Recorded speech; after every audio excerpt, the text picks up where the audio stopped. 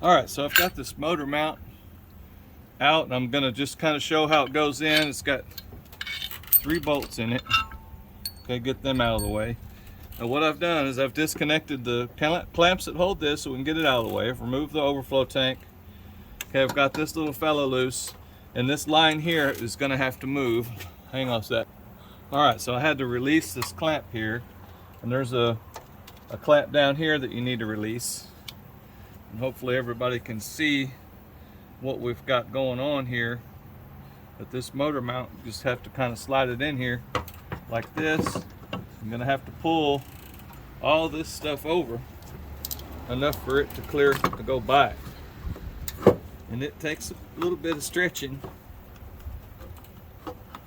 to get it over it, but it'll go. There you go. There we go. Hopefully everybody got to see that.